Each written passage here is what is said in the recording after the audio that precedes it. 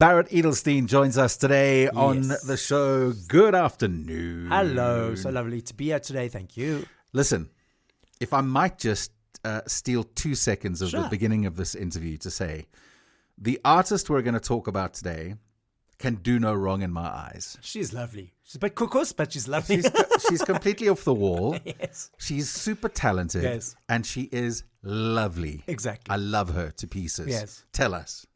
So, Louise Carver, she's South African singer. She's been in the industry for a number of years. In fact, she got her first record label deal of contract signing at the age, I think, of 15 or 16. She was young. Yes, very young. Mm.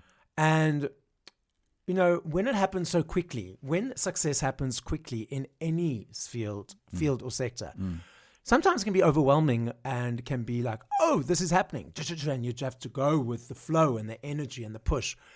And it doesn't matter what industry you're in. Sometimes people think, oh, now that person is now successful, which means they don't have time for me anymore. They won't see me anymore. Yeah, too important, too busy. Yeah, literally and figuratively.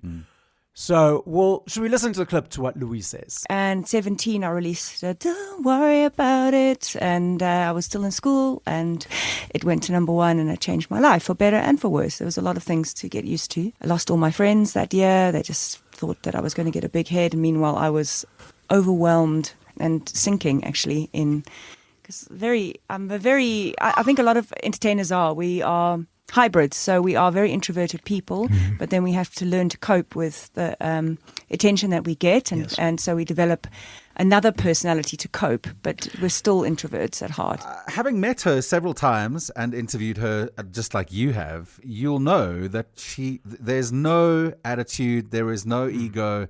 She doesn't have a big head. She's down to earth. She's lovely. And it kind of surprises me that she battled like that. Yeah. With her friends and her connections.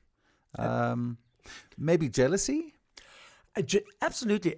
I mean, success at that age, as a teen, high school, end of school, all these people are trying to figure out what they're going to be doing with their lives, where they're going to be studying, what they're going to be studying. And yes, someone as a peer who's like, oh, they are already in it, they're successful, they don't have to think about it, it's just go, go, go.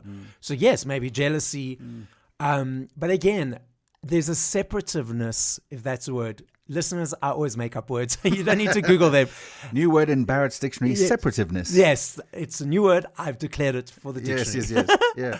So I feel that a lot of times when people, we've discussed this before, that I feel everyone's equal. Everyone uses 2-ply toilet paper. There's no separativeness, new word. Yeah. And the thing is, that a lot of people don't feel that. They see people with labels, and they see people with labels of success that, they're separate to them, means they can't interact with them, they can't be seen by them, and they should just step away.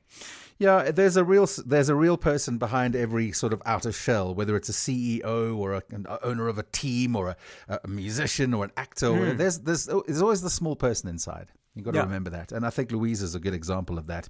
Listen, I'm actually going to take a full listen to this podcast because I do like Louise Carver. It's up at nova.com.na under the blog section. Please do yourself a favor. If you are a fan of Louise Carver, go and listen to the full podcast there on the blog. And Barret, tell us where we can find you. At Celeb, CELEB, Savant, SAVANT on Instagram, TikTok, YouTube, and Facebook. We'll see you next week. Thank you.